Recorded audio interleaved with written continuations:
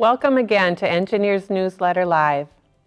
I'm Jeannie Harshaw from Trane System and Application Engineering Group, and today we'll discuss single-zone VAV systems.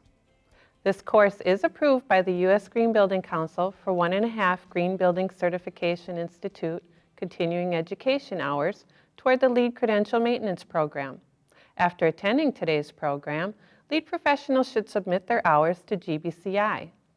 Today's program is also registered with the American Institute of Architects Continuing Education System and qualifies for Health, Safety, and Welfare credit. AIA members, please provide your member number to your local host before leaving today's session. And professional engineers, check with your state rules to see if credit for attending today's program can be applied to engineers' continuing education requirements. So, while single-zone VAV is not a new concept, because of the new requirements in energy codes and greater focus on reducing energy use, we're seeing it used more and more. Today, Trane application engineers John Murphy and Eric Sturm will take us through a discussion of single-zone VAV systems. We'll start with a discussion of what ASHRAE 90.1 requires in terms of single-zone VAV control. Then John and Eric will describe how single-zone VAV systems work, their typical benefits, as well as some challenges and considerations when applying them. And finally, we'll hear from a company who's been using these systems and learn from their experiences. Eric, will you get us started? One of the reasons for producing a program on this topic is because requirements for single-zone VAV control were added in the 2010 edition of ASHRAE Standard 90.1, the energy standard for buildings. Single-zone VAV requirements are also included by reference in ASHRAE Standard 189.1 2011, the standard for green buildings.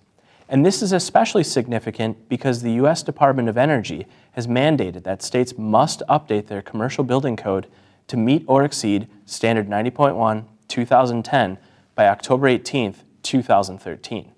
So if not already, these new requirements will soon be impacting many state codes.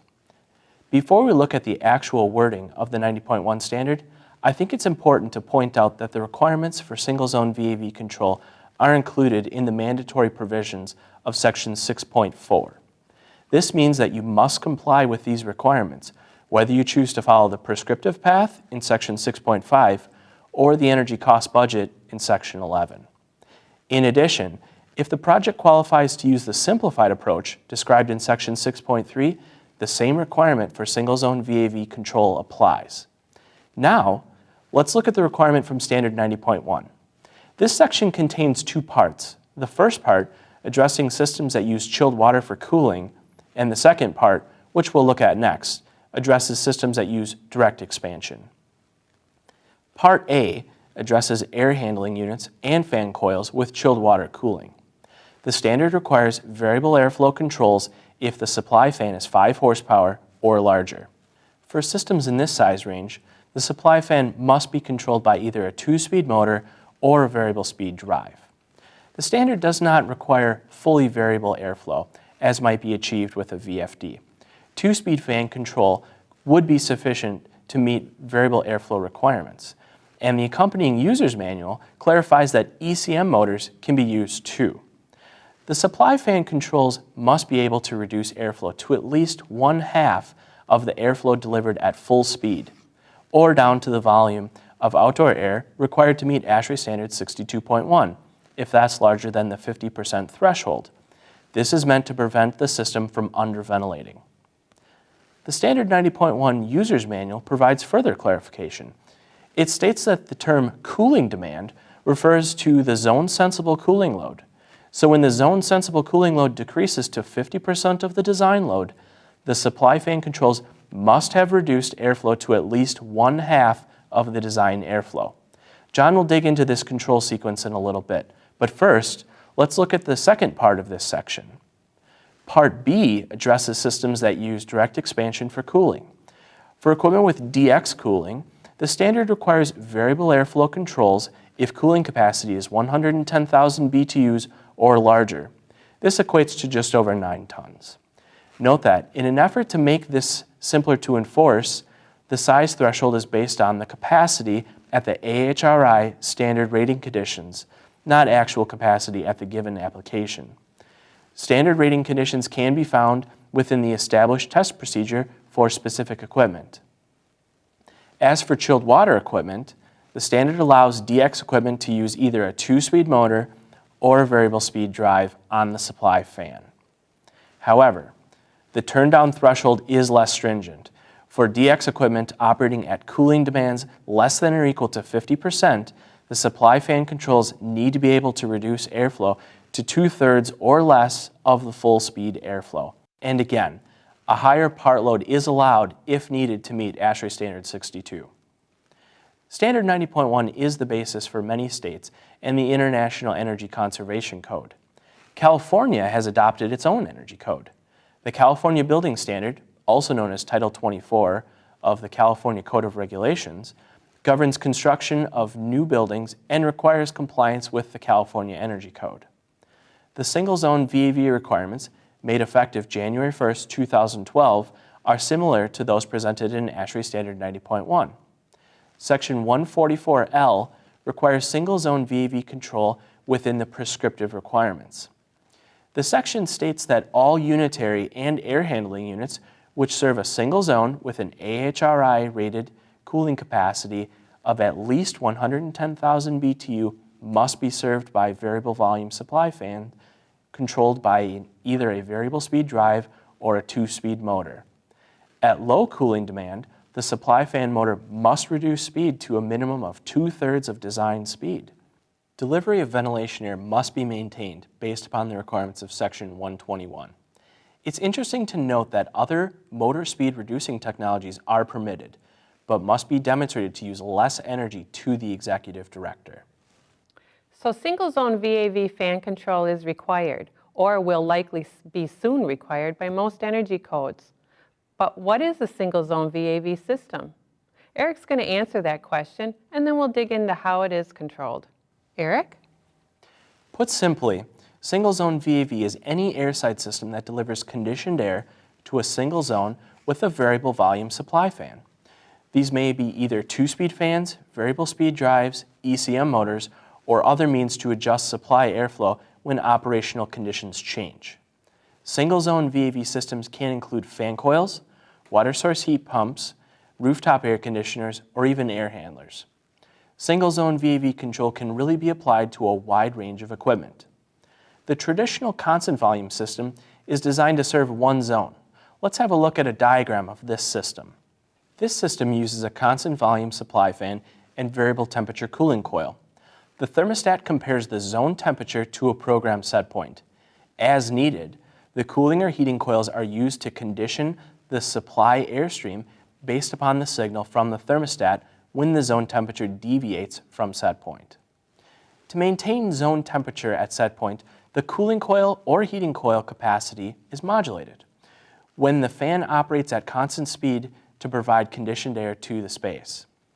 The single-zone VAV system combines the simplicity of a constant volume system with the energy savings of a VAV system. The single-zone VAV system uses a variable volume supply fan and cooling and heating coils. There's no need for a VAV box in the supply airstream because the system delivers the proper amount of tempered supply air to meet the load in the zone. A zone temperature sensor signal is used by the system controller to control discharge air temperature, supply fan speed, cooling coil operation, and heating coil operation. The cooling coil is controlled to a single discharge temperature. This is a change from the constant volume system. The space temperature sensor, by way of the system controller, determines the system operation. John's going to show us how a single-zone VAV system is controlled with an example control sequence. This chart depicts an example control sequence for a single-zone VAV system, which uses a variable speed fan. The x-axis is a sensible load in the zone, with design heating load on the far left and design cooling on the far right. When the zone's at design cooling load, this system delivers maximum supply airflow at the design supplier temperature for cooling, 55 degrees for example. As the zone cooling load decreases, supply airflow is reduced as needed to maintain the desired temperature in the zone. This is accomplished by varying the speed of the fan motor. Cooling capacity is then staged or modulated to maintain the supplier temperature at the same design set point. Or if the system has an airside economizer, depending on outdoor conditions, the economizer may provide all or part of the cooling to achieve this temperature. Now eventually the zone cooling load decreases to the point where supply airflow reaches some minimum limit. I'll come back to discuss this limit a little bit later. As the zone cooling load continues to decrease, the fan continues to operate at this minimum airflow. But now the supplier temperature set point is gradually reset upward to avoid overcooling the zone. Depending on the outdoor conditions, as this temperature set point increases, eventually no mechanical cooling is needed to make this temperature, so the compressors are turned off. And even the airside economizer modulates back to bring in only the minimum outdoor airflow required for ventilation. When that happens and the load continues to decrease, the zone temperature begins to drop below the zone's cooling set point into the dead band between cooling and heating set points. Here the fan continues to operate at this minimum airflow with no compressors or heaters operating, and the zone temperature is just allowed to float within that dead band. Now let's consider what happens when the zone eventually requires heating. That is, when the zone temperature drops to its heating set point. The fan continues to operate at minimum airflow, and the supplier temperature set point is reset upward even further. Heating capacity is staged or modulated to maintain this new supplier temperature set point. Now eventually, the zone heating load may increase to the point where the supplier temperature reaches some preset maximum limit. I'll circle back to discuss this limit too. As the zone heating load continues to increase, supply airflow is again increased, while heating capacity is staged or modulated to maintain the supplier temperature at this maximum limit. So, at full cooling load, the system delivers design airflow at a cold temperature. But as the zone cooling load decreases, the system first reduces fan airflow until it reaches some minimum limit, and then raises the supplier temperature set point. Same thing when the zone requires heat. At full heating load, the system delivers high airflow at a warm temperature. And as the heating load in the zone decreases, it first reduces supply airflow and then lowers the supplier temperature once the airflow reaches this minimum limit. Now, this is just an example to demonstrate the concept. This control can vary by manufacturer. Plus, there are nuances that depend on whether chilled water or DX is used for cooling, and whether or not the type of heater used can support variable airflow. Okay, let's talk a little bit more about these two limits, the minimum airflow and the maximum supplier temperature for heating. This minimum airflow limit might be determined by how far the VFD or ECM can be turned down. This will be equipment specific and could be due to a number of reasons. It might be to ensure motor reliability, or in the case of DX equipment, for reliability of the refrigeration system. Or in some applications, this limit might need to be high enough to meet some air distribution or ventilation requirement. And remember, as Eric explained, Standard 90.1 requires this minimum airflow to be no higher than 1/2 of design airflow for chilled water equipment, or 2/3 for DX. But if the outdoor airflow required to meet ASHRAE 62 is higher than this minimum threshold, you can use the higher ventilation-related airflow to avoid underventilating the zone. As for the other limit I mentioned, the maximum supplier temperature for heating might also be determined by equipment design. This would most likely be for safety or reliability reasons. In that case, this limit is probably programmed into the controller. Or for some applications, this temperature might be limited to minimize stratification when supplying hot air from overhead diffusers. When both supplier diffusers and return grills are mounted in the ceiling and the supplier is hot, the buoyancy of this hot air will tend to cause some of it to stay up near the ceiling and bypass from the supply diffusers to the return grills.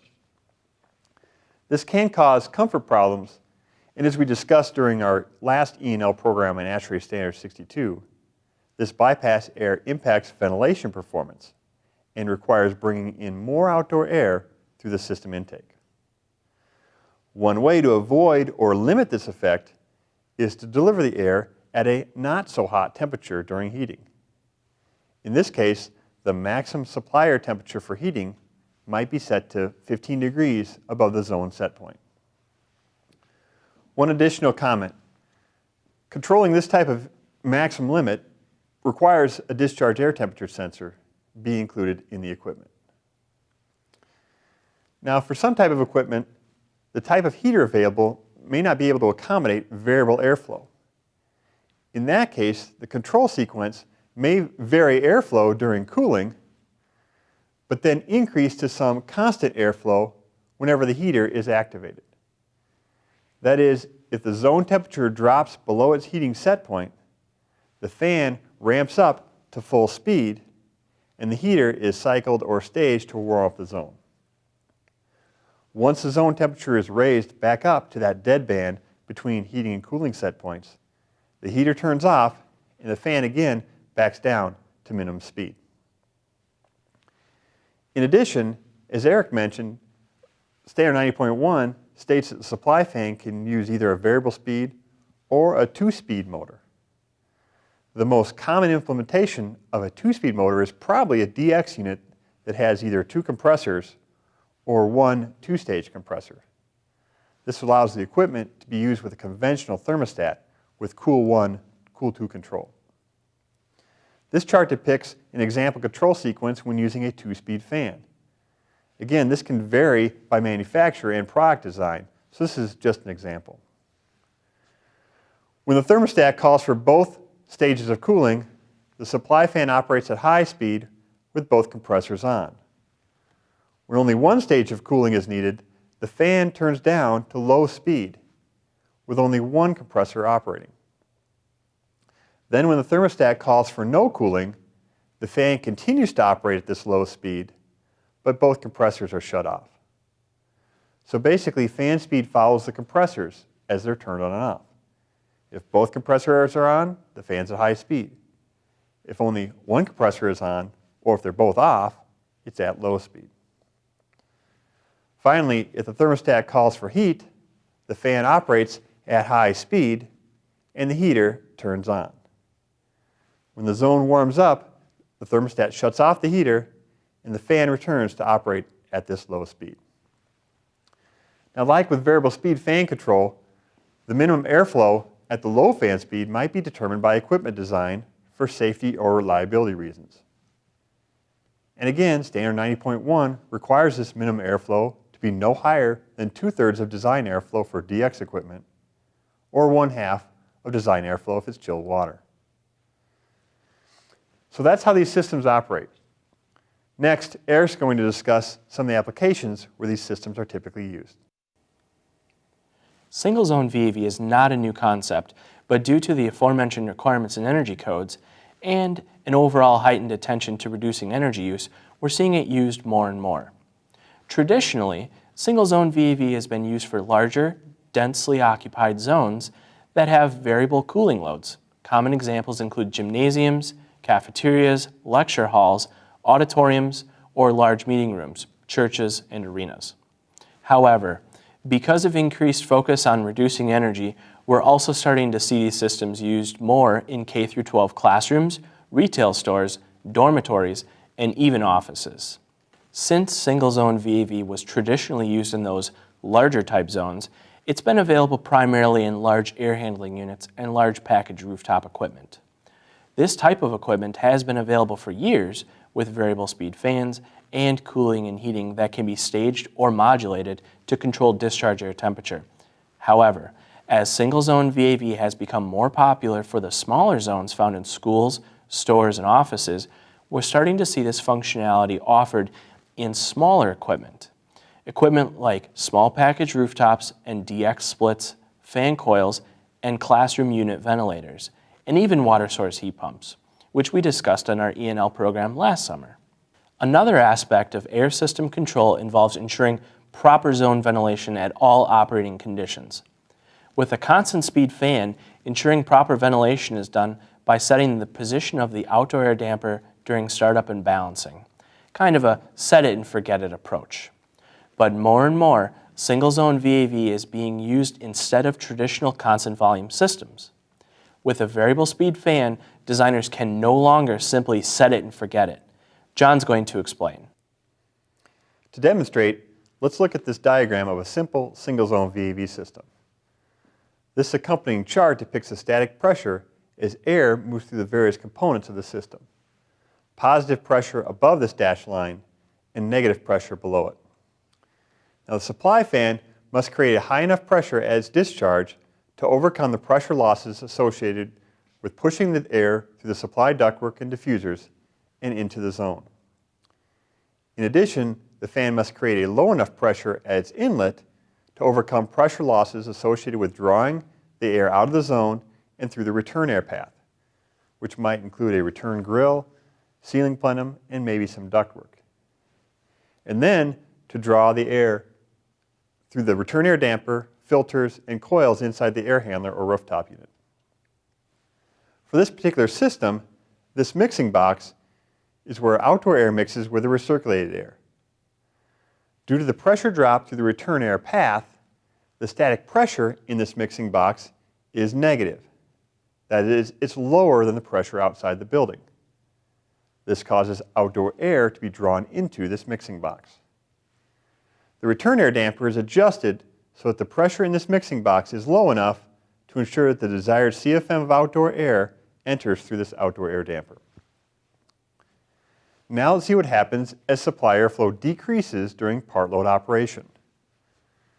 Pushing less air through the supply ductwork and diffusers results in less pressure loss. So the fan doesn't have to generate as high a pressure at the fan discharge. In this same manner, moving less air through the return air path also results in less pressure loss. This causes the static pressure inside the mixing box here to increase. That is, it's not as negative as it was at design airflow. The static pressure inside this box has a direct effect on how much outdoor air enters the system. If this damper remains set at a fixed position, the CFM of outdoor air entering through the damper will decrease because the pressure inside this mixing box is not as negative. The result is that outdoor airflow will decrease as supply airflow is reduced. So to ensure that the same CFM of outdoor air enters the system, you need to open this damper further when supply airflow is reduced. This requires designing and programming a control sequence that was not necessary with a traditional constant volume system. Now, while there are others, I'll describe a few approaches that might be used to address this issue and ensure proper ventilation in a single zone VAV system. I'll start with those systems that use a 2-speed fan. This one's pretty simple in that you just need 2 position set points to control the outdoor air damper. Here again is the example control sequence for a 2-speed fan system.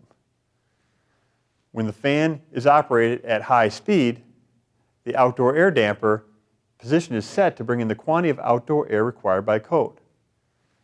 Then when the controller switches to operate the fan at low speed, the damper is adjusted to a more open position in order to bring in the same CFM of outdoor air. When the heater is activated and the fan is again operating at high speed, the damper position changes back to the original setting. So fan speed and damper position are controlled together. Whenever the fan runs at low speed, the damper is open to this further open position set point. Of course, these are minimum position set points. If the system uses an airside economizer, the damper may be opened further when conditions are suitable for economizing. Next, for systems that use a variable speed fan, a relatively inexpensive solution could be to modulate the position of the outdoor air damper in proportion to the changing fan speed. I'll demonstrate this with this chart. Supply fan speeds on the x-axis from minimum speed to maximum speed, and damper position is on the y-axis from fully closed to fully open up here. First, with the system operating at the design supply airflow and maximum fan speed, the outdoor damper is positioned to a set point that brings in the quantity of outdoor air required by code. Then, when the system operating at minimum airflow, the damper is adjusted to this more open position in order to bring in the same CFM of outdoor air.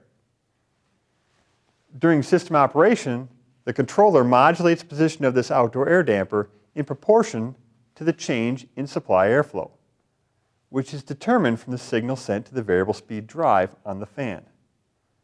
So the controller first adjusts fan speed, like I described in the variable speed fan control sequence. Then, using that current speed, the outdoor air damper position is modulated according to this proportional relationship, opening further as fan speed is reduced. Again, this is the minimum damper position. It may be opened further when conditions are suitable for economizing. Now, this method is not perfectly accurate over the entire range of airflows, since damper performance is nonlinear, and it doesn't account for outside influences like wind or stack effect.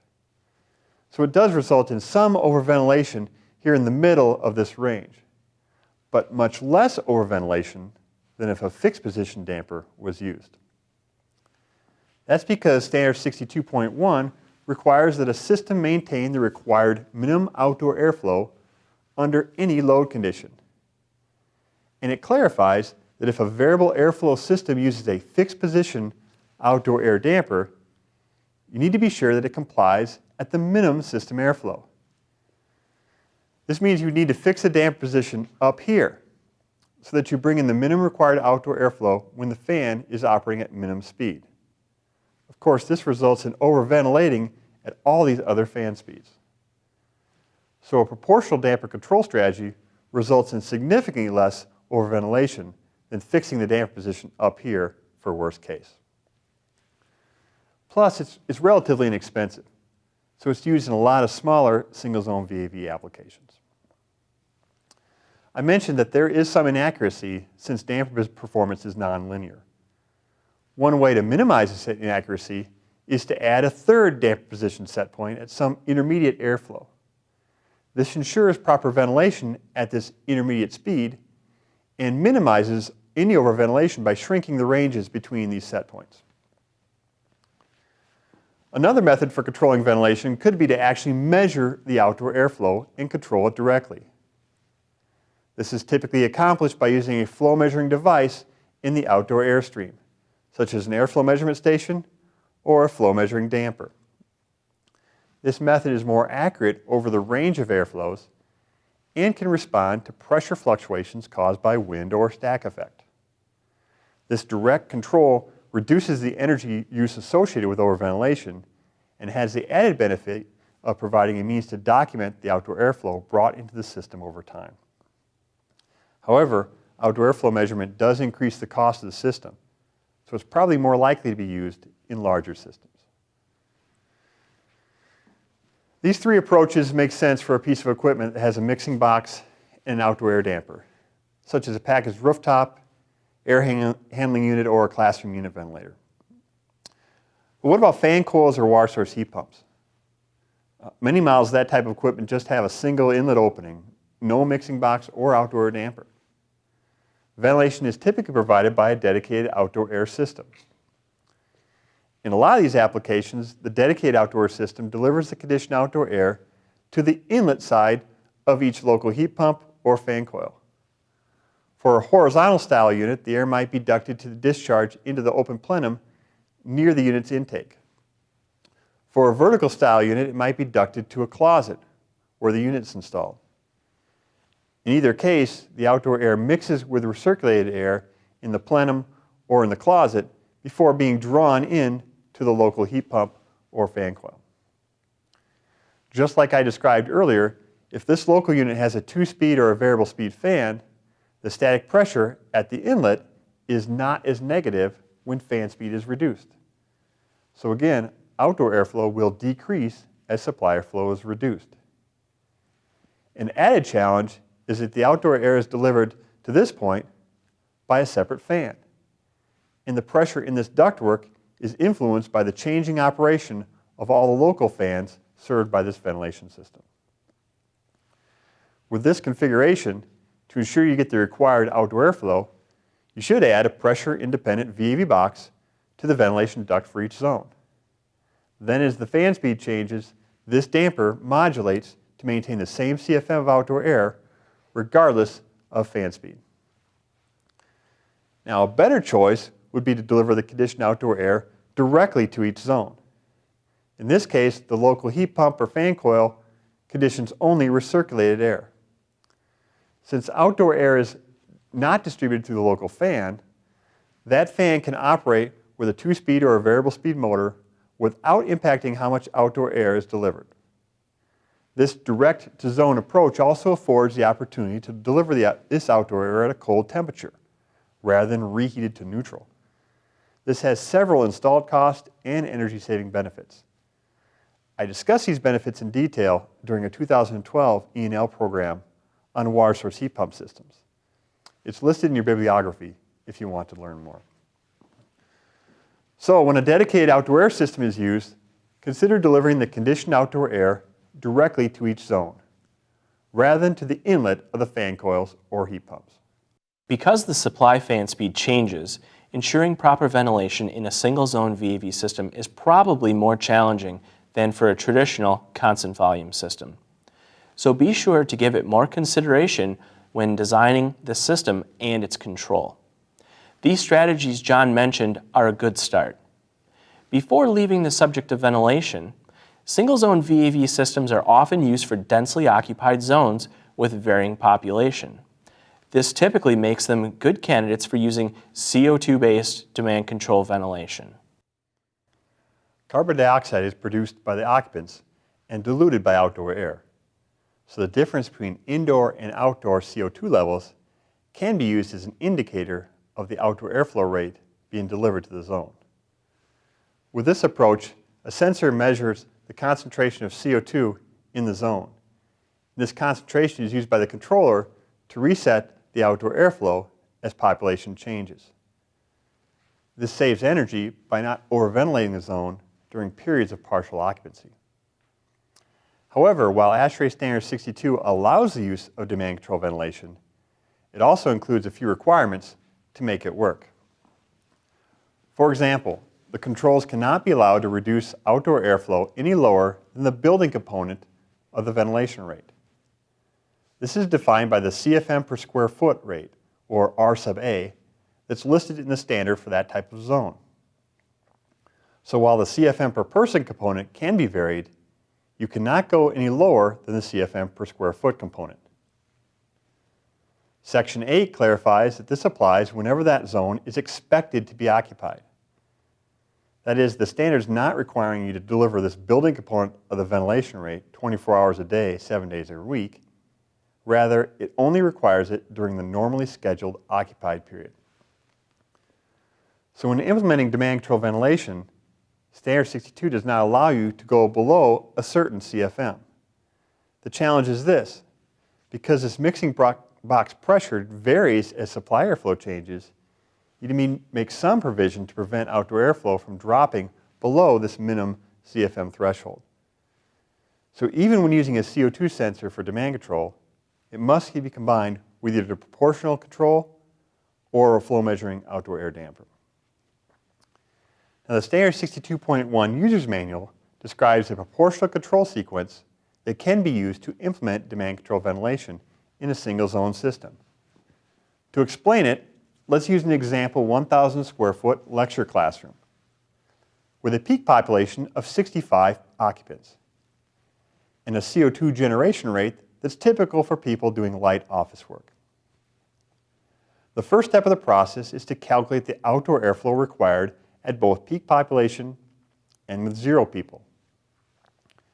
Using the rates required by ASHRAE 62 for this type of space, our example classroom needs 550 CFM of outdoor air when all 65 people are present. But it only needs 60 CFM when the zone is unoccupied, but the ventilation system is still operating. The second step is to calculate the CO2 concentrations using the steady state equation found in the standard. For our example, assuming an outdoor concentration of 350 parts per million, the indoor concentration of CO2 that corresponds to peak population is 1,600 parts per million. And the concentration at zero population is 350.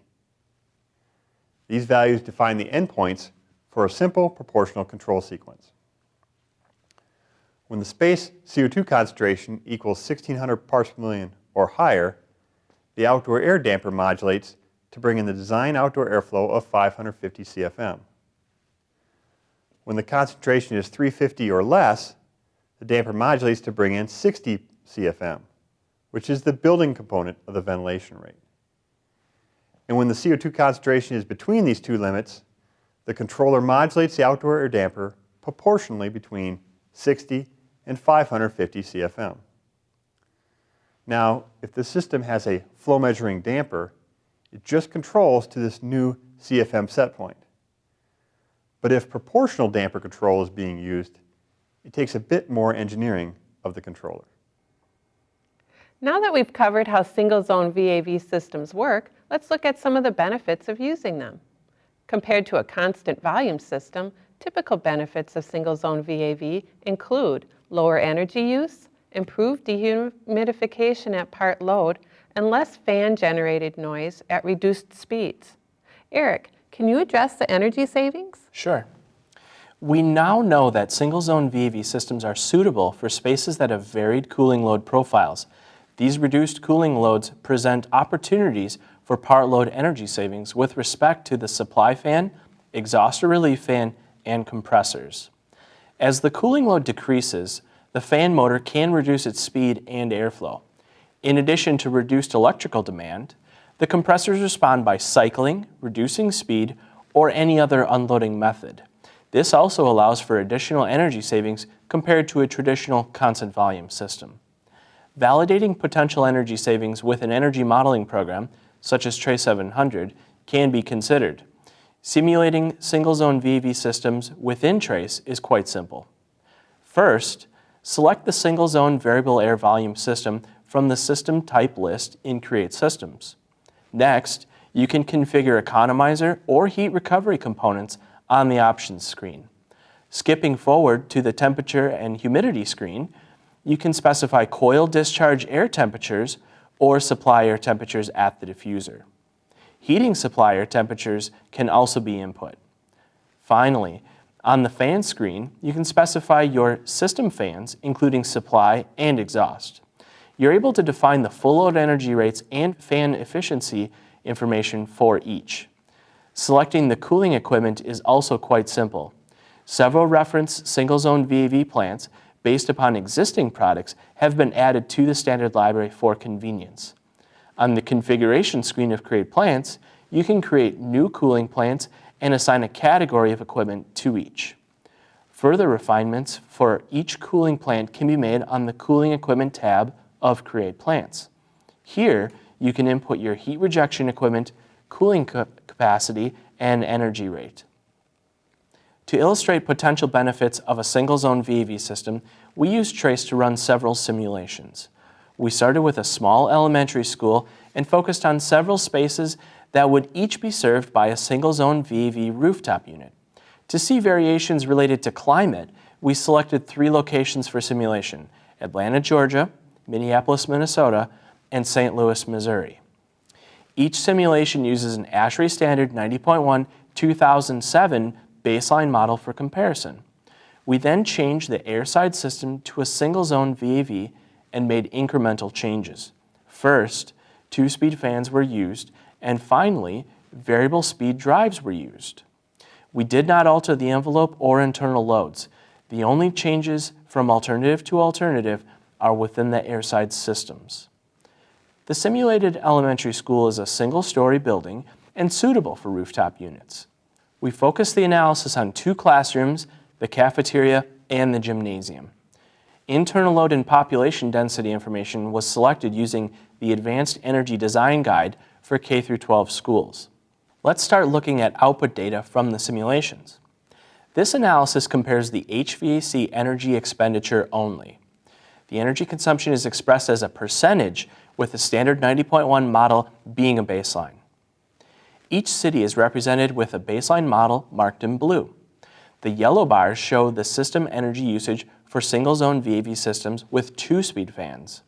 In this instance, the two-speed fans operate at design airflow when the system is heating. The results show potential to save energy by employing single-zone VAV systems even with two-speed fans. Remember that two-speed fans are the minimum defined by standard 90.1. The energy reduction for Minneapolis is more than one might expect when comparing two-speed fans with constant volume design heating airflow. Despite the winds of Thor blowing cold, there are mostly cooling loads because of the high internal loads of the simulated spaces. In buildings with high heating loads, we would expect more fan power consumption and less overall HVAC energy savings. The next alternative, variable speed fans, uses VFDs to control the fan motor speed. By simulating the same buildings with variable speed fans, system energy consumption is reduced even further, by several percent for each location. This analysis assumes variable speed airflow for both cooling and heating. The space types simulated rarely operate at design airflow, which allows for significant run hours at part load. Additional energy conservation measures could be added and evaluated to further reduce energy consumption. Comparative enthalpy economizers can be used. Demand control ventilation could be used and in some instances may be required by code. Optimum start and stop controls could be added to enhance comfort and energy usage. These simulations assumed minimally compliant rooftop equipment. That is, the equipment used standard 90.1 efficiency rates. If you're replacing existing equipment, the refrigeration system efficiency may be better than the existing equipment. During our analysis, we did notice that compressor energy increased. Remember that single-zone VAV systems operate with a fixed discharge air temperature that is lower than the discharge air temperature of a constant volume system when operating at part load conditions. The VAV system continues to deliver cool, dry air at part load conditions. This colder, drier discharge temperature has dehumidification benefits and energy consumption drawbacks, but the meter is on the building and the fan energy savings offset the additional compressor energy many times over. John's going to demonstrate with an example of part load dehumidification. To demonstrate the dehumidification benefit, here's an example system serving a single classroom in Jacksonville, Florida. At the cooling design conditions for this location, this system mixes 450 CFM of outdoor air with 1,050 CFM of air recirculated from the zone. Then it delivers this 1,500 CFM of supply air to the classroom. At this full load condition, the system cools the air to about 55 degrees to offset the sensible cooling load in the zone, maintaining zone temperature at the desired set point of 74 degrees. Plotting this system on the psychrometric chart, the outdoor air mixes with the recirculated air. Then this mixed air gets cooled and dehumidified to about 55 degrees. This cool, dry supply air enters the space where it absorbs sensible heat and moisture. So for this example, the resulting relative humidity in the classroom is about 52% at design conditions. Now let's look at part load. This is the peak dew point condition for Jacksonville, when it's not as hot outside, but it's more humid. This system, with a constant speed fan, continues to supply air at a constant volume, 1,500 CFM in this case. Meanwhile, as the sensible cooling load in the zone decreases, the compressor cycles on and off, resulting in warmer air delivered to the zone, 63 degrees for this example load condition. Now, although delivering this warmer air prevents overcooling and maintains the zone temperature at set point, the cycling compressor results in a warmer average coil temperature and less moisture removed. This 63-degree air has not been dehumidified as much as if it was cooled down to 55 degrees. This warmer, wetter supply air causes the zone humidity level to rise.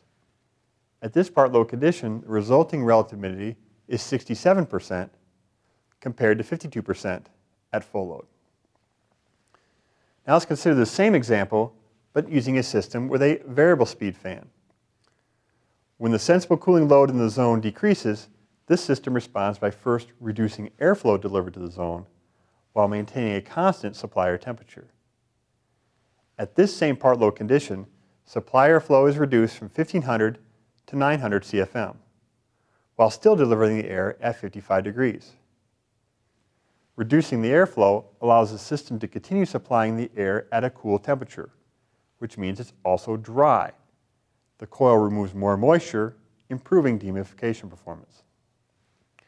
At this part load condition, because the supply air is still cool and dry, the relative humidity in the classroom rises to only 57% with the variable speed fan compared to 67% with the constant speed fan.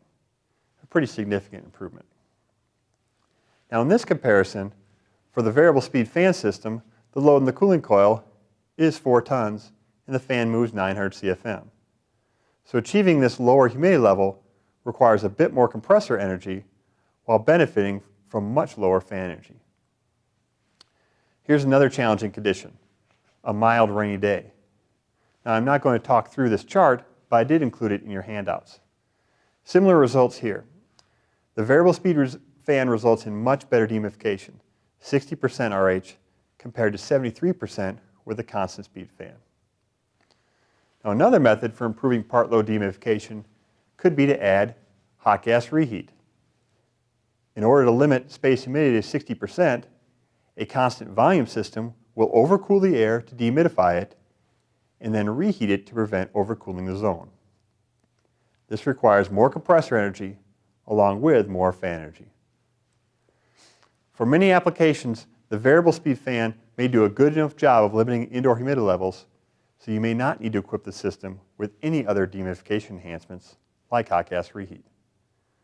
But if a project requires lower space humidity levels than the single zone VAV system can achieve, some types of equipment can be equipped with hot gas reheat also.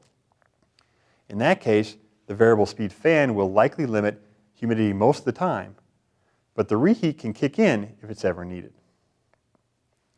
In the case of fan coils or water source heat pumps, a more efficient approach would typically be to use a dedicated outdoor air system to dehumidify the outdoor air centrally, rather than equip each local unit with reheat. Let's return to our example energy analysis and look at some additional output data. John gave us a nice overview of single-zone VAV's ability to dehumidify spaces. Trace has a space humidity output report called the Building Humidity Profiles. We can use this report along with the Trace output graphing tool to verify the space relative humidity levels. First, let's look at the output report. This report allows us to review the space humidity values throughout the simulation. Relative humidity for each space is reported for all hours of the simulation and all occupied hours. Let's take a closer look at the occupied hours for a constant volume system versus a single zone VAV system. Here are the results. The report provides the maximum and minimum relative humidity values for each space at the time of occurrence. The center section shows us the number of hours within each 5% bin. A large quantity of hours on the left side would represent many occupied hours with high relative humidity. As a general rule of thumb, ASHRAE Standard 55 tells us that high relative humidity levels combined with low metabolic activity results in occupant discomfort. For the classrooms, these occupied hours of high relative humidity may be poor for the students and faculty. Next, let's look at the same table for the single zone VAV system. Based upon the part load dehumidification aspect of a VAV system, we should see lower relative humidity numbers. Looking at the center section, where the number of hours for 5% bins are reported, we can see a significant change. There are fewer occupied hours with high relative humidity values, say greater than 62%.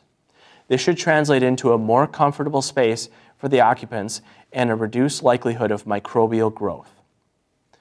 The Building Humidity Profiles report is a convenient way to review the space relative humidity from the simulation. The Graph Profiles and Energy program, sometimes called the Visualizer, is another tool that can be used. It can be configured to show many different variables from the simulation, both in a tabular and graphical format. In this custom configuration, I've plotted the maximum hourly relative humidity for a specific day when the school is occupied. The horizontal axis shows the hours of the day. The vertical axis on the left shows the relative humidity expressed as a decimal, and the vertical axis on the right shows dry bulb temperature in Fahrenheit. The green line near the bottom of the chart featuring open boxes is the space relative humidity for the modeled classroom from the constant volume single zone alternative in September. Maximum space dry bulb temperature is represented as the red line featuring open triangles.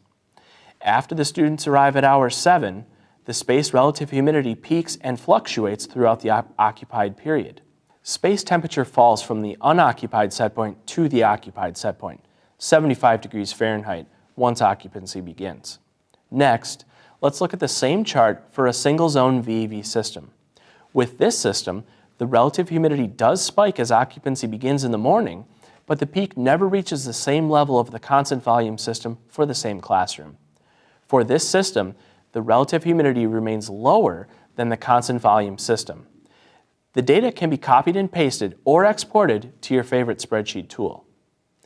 In addition to energy savings and improved dehumidification, another benefit of single-zone VAV systems can be the part-load fan characteristics related to acoustics.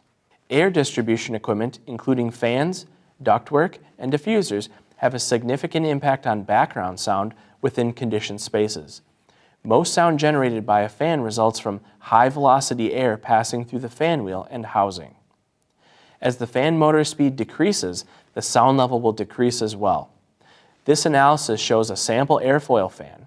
The primary octave bands are shown across the horizontal axis, and the sound power level, measured in decibels, is shown in the vertical axis. As the fan operates at design airflow, sound is generated at each octave band. When the fan begins to turn down to 90% of design airflow, the sound power decreases. As the fan turns down further, the sound levels will continue to decrease, shown here in 10% intervals. The sound generated is based upon the type of fan, flow rate, total pressure, fan efficiency, drive system, and discharge. So, typical benefits of a single-zone VAV system include lower energy use, improved dehumidification at part load, and less fan-generated noise at reduced speeds. But in order to realize these benefits, the specific application must be well suited for using single-zone VAV. So next, the guys will discuss some of the challenges or considerations that you need to be aware of when applying this type of system. Eric? First, the loads throughout the zone need to be fairly uniform. This is a single-zone system responding to a single temperature sensor, so it doesn't have the capability to satisfy simultaneous heating and cooling requirements. If the loads throughout a large zone are not fairly uniform, it may result in undesirable temperature variations in some areas of the zone that are further away from the temperature sensor. This is really no different than for a single-zone constant volume system where the same challenge can occur in larger zones. Second, design the air distribution system to accommodate variable supply airflow. Use diffusers that will provide proper air distribution at reduced airflows. Diffusers that are appropriate for conventional VAV systems are probably best suited. And, in general, keep the duct runs as short and symmetric as possible. Systems with longer or asymmetric duct runs are more susceptible to unequal airflows between diffusers as the supply fan modulates. Here's an example of symmetric ductwork.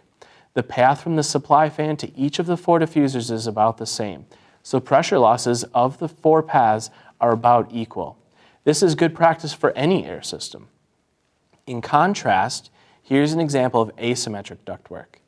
The path from the supply fan to the lower 2 diffusers is shorter and straighter than the path to the upper diffusers. In this case, balancing dampers can be installed to add pressure loss to the 2 closer diffusers and force more air down the longer paths. Once balanced, if the fan operates at a constant speed, the distribution of air to these 4 diffusers remains essentially the same during operation. But with a variable speed fan, the pressure losses through the longer and shorter paths do not necessarily remain proportional as the fan speed changes. For example, when the fan is operating at a design airflow of 2000 CFM, the system is balanced to deliver 500 CFM to each of the 4 diffusers. But when the fan speed reduces to deliver 1200 CFM, you probably won't get exactly 300 CFM from each diffuser. More air will come out of the diffusers closer to the fan, and less will come out of the diffusers with the longer duct runs. The amount of variation depends on many factors, including the relative duct lengths and the number, type, and proximity of the duct fittings, so it's not easily quantified. So keeping the duct runs as short and symmetric as possible is general good guidance. With that said though, asymmetric ductwork is not necessarily a showstopper for using single-zone VAV. It just means that the zone is more likely to experience unequal airflows between diffusers as the fan speed changes. The next one we already discussed in detail. You need to provide some means to ensure proper ventilation to the zone as supply airflow changes. John described a few possible approaches earlier.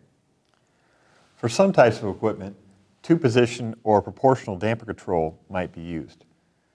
Larger systems may use actual airflow measurement. Or when a dedicated outdoor air system is used, consider delivering the conditioned outdoor air directly to each zone, rather than to the inlet of the local equipment. And if you do implement demand control ventilation, don't overlook that you probably need to provide some method to reduce exhaust airflow too. This prevents negative building pressure when demand control reduces the intake airflow. Likewise, if a zone has some type of minimum exhaust requirement, like a restroom, kitchen, or locker room, demand control should not be allowed to reduce the intake airflow any lower than the required exhaust, unless the zone receives makeup air from some other source. The next consideration is related to system operation during heating. ASHRAE 90.1 addresses single-zone VAV during cooling operation. But if you also want to allow variable airflow during heating operation, you probably need to use some type of modulating heat source. I showed this example control sequence earlier. The right-hand side of the chart shows variable speed operation when cooling, while the left-hand side shows variable speed operation when heating. To enable variable airflow when heating, you'll likely need to use equipment with either a modulating gas heater or a hot water heating coil. Otherwise, if the equipment has on-off gas or electric heat, the manufacturer may require the unit to operate at full airflow whenever the heater is activated. So you want to check with the manufacturer when specifying or purchasing single-zone VAV equipment. The final consideration we'll discuss is that a system with variable speed fan control will require a zone temperature sensor rather than a thermostat. John mentioned earlier that a conventional thermostat with Cool 1, Cool 2 control can be used for two-speed fan control, but not for variable speed control. For a new system, this is probably just something you want to be aware of when specifying or purchasing. But it can create a challenge if you're replacing an older piece of equipment with a new variable speed fan unit. If that old unit was controlled by a conventional thermostat, it will likely need to be replaced with a zone sensor. Thankfully, wireless sensing technology makes this a whole lot easier, especially for those projects where pulling wires would be difficult. So far, we've discussed how single-zone VAV systems operate, their benefits and challenges, and recent changes to Standard 90.1.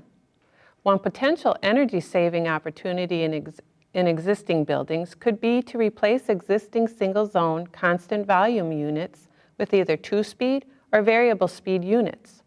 So to finish up the CNL, we thought that you might be interested to hear about the real-life experiences of one company who has been doing just that. Walgreens is the nation's largest drugstore chain, with sales of over $70 billion and more than 240,000 employees. The company is also committed to reducing costs and its carbon footprint through sustainable practices. A few weeks ago, we invited Hakeem Yalla from Walgreens to join me in the studio, and I asked him to share about their experiences with replacing existing constant volume rooftop units with new single-zone VAV units in their stores. Joining Hakeem was Nirmal Sakri, a national accounts team leader in Trane's Chicago office. So Hakeem, before getting into today's subject, can you tell me a little bit about Walgreens' sustainability program and efforts in general? A few years ago, we were tasked to, we were basically challenged to try to come up with some ideas or some initiatives that what we call the 3P approach, like that save us money, invest on people, profit, and planet. So we had several initiatives that we started a few years ago. I'm going to be very brief and try to list a few of them, but then I'll mention the most important that we concentrate in most of the time, or mostly. We have, in our stores, at the beginning, we have open door coolers, what we call the cooler door retrofit, where we added closed up the doors, like we added some doors to save energy. We have the LED light, we will replace different, like just simple lamp that with the LED lamps. Mm-hmm. We had, by the way, we're trying some solar stores, we're trying some electrical vehicle charging station.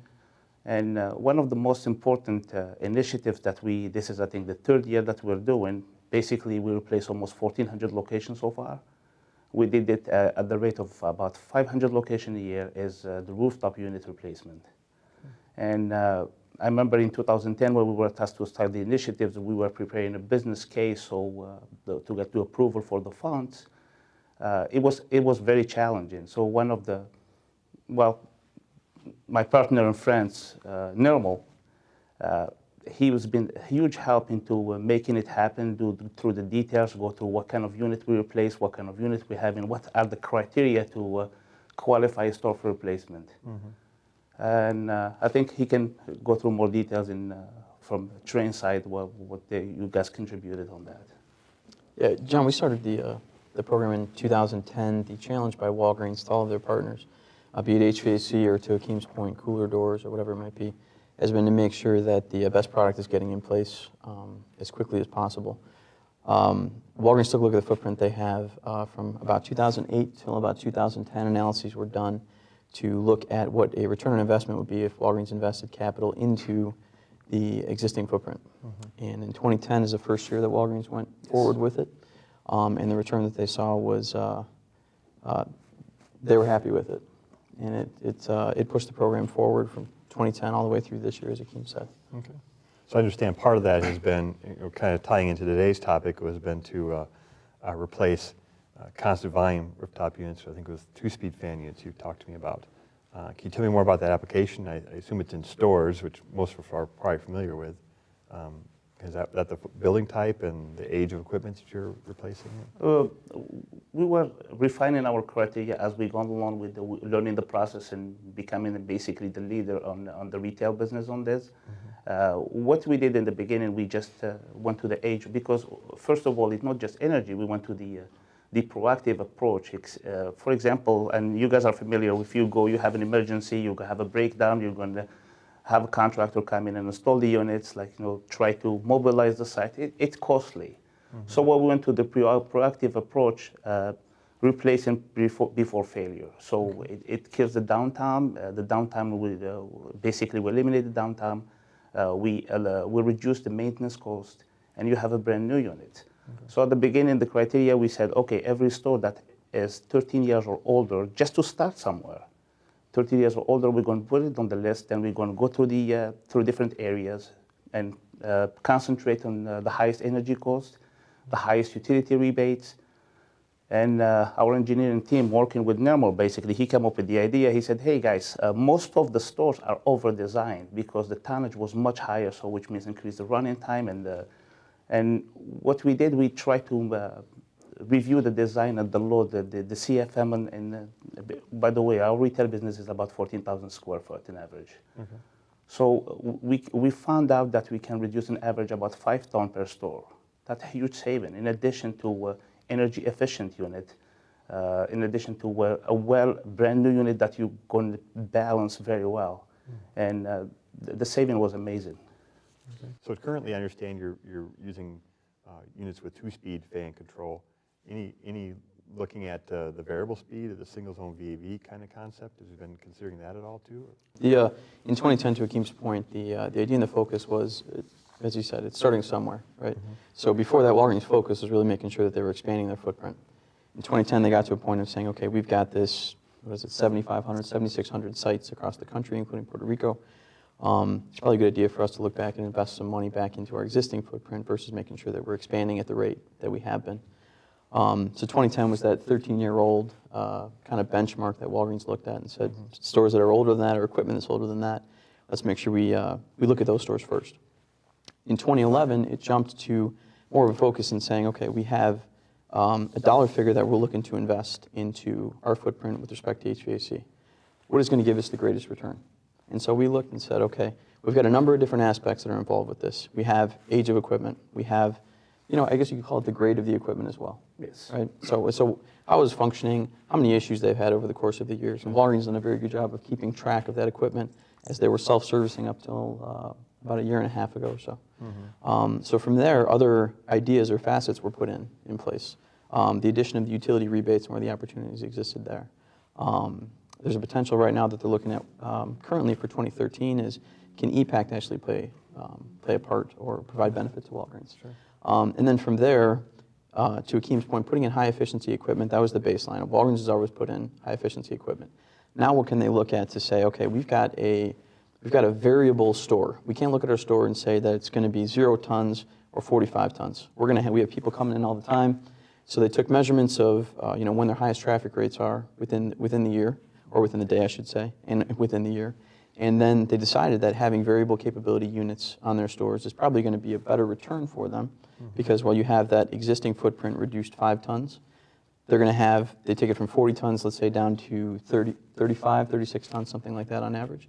But those 36 tons are going to function in a variable capacity. And so dual stage was the first step that Walgreens took.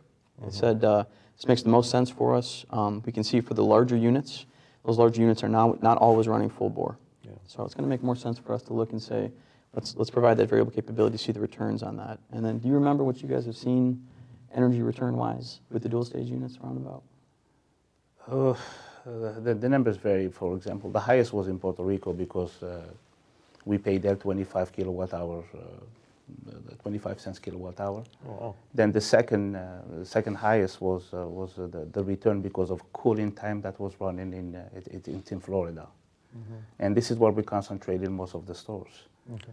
And I think, but to elaborate a little bit, we came up with the improvement that we did through the years. We didn't concentrate only on the age of the store or the design or the load, or we had actually he was a big part of it. We established kind of a site survey sheet where you grade the units. We came up with the criteria, say, okay, this unit is 5-6 years old. It's a checklist where you can, then at the end you come up with a score. You say, okay, if this passed 15 points, we're going to replace it. If this with 13, we can take a little bit, of course, we have with respect of energy efficiency. Yeah. And that has been, first of all, it was more saving to our budget, because the more money we save, the more location we can complete. And this has been basically we break it to science compared to 2010 to now. Mm-hmm. So your considerations when you're making these decisions on whether to upgrade these high efficiency equipment, you talked about energy savings. Yes. Is probably one of the drivers, it sounds like. Other benefits that you were hoping to get from these 2-speed units? Yes, sir. Yeah, there was, to Akeem's point about the focus in Puerto Rico with the high utility rates, Florida, areas like that.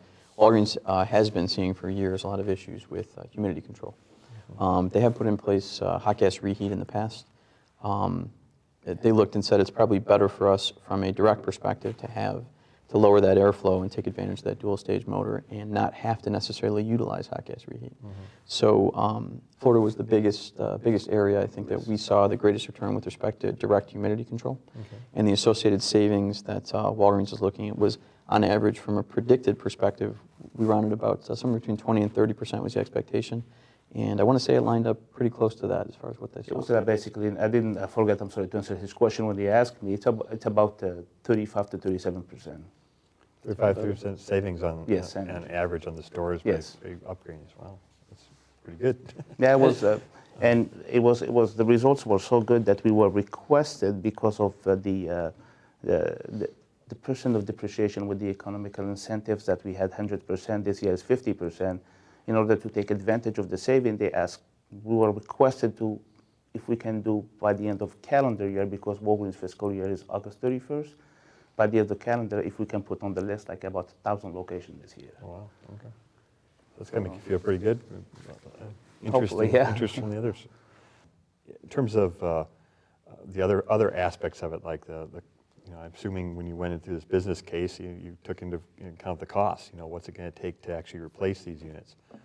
Any surprises there in terms of are kind of your estimated how much work it would take or time or downtime kind of playing out, or are there any things that you learned in there that you were surprised about? Actually, the biggest, what we call the icing on the cake, the additional saving that we didn't even see at the beginning was, of course, we put it down into the business case, but it was for them hard to believe because I'm the business of maintenance. But for those, it was hard to believe until we showed the result in 2010 and 11. The numbers start coming back from the new stores. What we did, of course, for the stores, you replace a compressor basically almost, including labor, is a third of the price of the unit. You have a heat exchanger, you're going to have the same problem. The reason we tackle, the older stores, because the warranty is expired, so anything that you may, you have to rent a crane, you have to have contractor come in overnight, you have a breakdown timing, so all involved. So when they start monitoring the new locations, first of all, we have the warranty. We renew the warranty on, we have just Walgreens, I don't know what you guys do with the other retailers. We have a 5 years warranty in compressors, 10 to 15 years in heat exchangers. And the breakdown was basically eliminated about 95% on the units, except warranty issues. It did happen because we did, I think the failure or the install failure or the failure of the unit in among 1,400 locations was about 5%. So you can't even evaluate or compare to what it used to be and now. So the older locations, they have seen the saving in energy. They have seen the initiative was driven by the saving in energy. The additional saving was on maintenance, was less breakdown, was a better running time for the stores. And then the soft benefit, which is the customers are comfortable. They don't have you go in Florida at 100 degrees and they don't have to suffer with the employees because the unit is broken. That's additional saving that you cannot put a number to it. So one of the added benefits that Walgreens has referenced for the 2010 and 2011 retrofits has been, to Akeem's point, the creature comfort both for employees as well as the customers, with the drive to make sure that in areas, especially you take a worst case scenario, Puerto Rico, your Florida, that both from a dry bulb perspective and from a humidity perspective, that's controlled where it should be, in that optimal comfort zone for them. And what that in turn does is it makes sure that employees are more comfortable in their working space, so employee retention goes up. Customers are looking to spend more time in an area like a Walgreens or store like a Walgreens because they're comfortable versus being outside in Puerto Rico or Florida. So typically the greater time a customer's in there, the greater return Walgreens is seeing from that customer as far as point of sale detail. Okay. How about any challenges you encountered in doing these replacements? Most of the challenges, I think, was the execution part of it, because with the EMS, we had a different team, and sometimes they didn't realize or they're not familiar with the unit, what needs to be programmed, especially having the board and having programming the board to function the unit at efficiently. And you mentioned about challenges. One of the worst challenges beside that, we had a lot of issues. Of course, it's not the perfect world. We have issues from employees, from managers, from one of the highest issues is permitting, and the biggest challenges for me was the permittal, because sometimes you're having a different unit with different weight. We're switching to different refrigerants. So the heavier unit, they're required to do structural review, structural analysis to make sure everything is and it has been very, very challenging. It was more time consuming because for us, we'll define, here's a budget, you have to complete this location by this time. And the lead time for especially in California, where you require for the permit, and the cost of the permit sometimes is much higher than the cost to install the units. That's one of the biggest challenges we had in the last few years. Sure. I think dual stage wise though, John, to Akeem's point about the EMS groups, it more was a focus on making sure that they integrated into the unit, but they were not driving the unit. They were not taking over control of the function of that dual stage unit. Okay. It needed to function in its kind of closed box or black box environment. And So that was a learning process, I think, for them, but Yeah. they caught on pretty quickly. And I think that's one of the reasons Walgreens saw the benefit they did in 2012. It's the first time they used the dual-stage motors. And I think that's actually what's prompting a lot of the focus on moving forward, looking at what Walgreens can do better. Taking that same dollar invested into a store and to say, what else can we get out of a piece of equipment like this that will reduce maintenance time, as Hakeem has said, improve creature comfort, and obviously drive efficiencies. So single-zone VAV is the next step that Walgreens is looking at. Yes. Okay. We've been talking about stores, the stores that most of us are probably familiar with. Any other types of buildings which you've been using either the two-speed or the single-zone VAV type units on? You were involved in those warehouses? Yeah, there's a couple distribution centers or warehouses or cases, as Walgreens calls them, that are utilizing single-zone VAV. Okay. Design engineers that Walgreens partners with, again, core group of design engineers, they're believers in, or they maintain the same focus that Walgreens does as far as greatest return on your investment. So they look and say, from an equipment perspective, single-zone VAV would be a benefit in certain cases or certain locations. Okay. And there have been a couple distribution centers or warehouses that we've done work with Walgreens on where single-zone VAV has been employed at least 50% of the units. Okay. Any differences in the benefits or the challenges or the I guess the economics, the payback's probably different? Payback is a little bit different. I haven't heard full details as far as what that looks like to this point on the warehouses, but we know that creature comfort, we know that the product, saleable product that Walgreens maintains in these warehouses is maintained at the level that it should be. Okay. And that's a big focus for them, especially based on the fact that Walgreens houses a lot of pharmaceutical products in there. They got to make sure it's maintained from a humidity perspective as well as a dry bulb perspective at a certain level. Okay. So single-zone VAVs definitely helped with that. Okay. Any parting thoughts that you want to share with our viewers on this subject, or anything else that I failed to ask you that you wanted to make sure you shared? Well, I think we basically cover almost everything just to mention, in the last 4 years, we like I said. We changed our sourcing mind to not to look just at the initial pricing for the units, like when you bid a jobs or project, that they had the concept not look at the total cost of ownership. And because when we did the research in the study, for example, when you buy a unit, this is only 15 to 20% from the total cost of ownership. So the additional maybe, let's say the price is higher, but if it has an energy efficiency, it has a lot of, like you said, the dual stage compressors and things like other options that you may add to the units, at the end of the day will be a huge saving for us.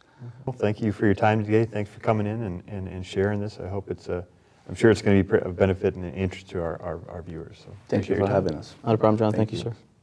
As both Hakeem and Nirmal shared, Walgreens has been able to achieve significant energy savings and lower humidity levels by installing new rooftop units with two-speed fan control. And they're planning to start installing units with variable speed fans soon. They made the proactive decision to replace equipment that is nearing the end of its expected life, which has resulted in reduced energy use, less maintenance expense, and less equipment downtime. Now, there are a number of publications available that provide more information on the material covered today, including a recently published engineer's newsletter. A bibliography detailing these resources is included in your handout. Additionally, past broadcasts are available on DVD at trane.com/ENL. Or join the thousands who have earned continuing education credit via the ENL On Demand courses, free of charge. Visit trane.com/continuing education for a complete list to satisfy credentialing requirements. Many are lead specific. Remember to fill out a survey and let us know how we're doing. AIA members, remember to turn in your member information to your local site coordinator. Finally, please join us for the last Engineers Newsletter Live program this year when we return in fall to present variable speed chiller plant operation. Thanks for joining us today. We'll see you in fall.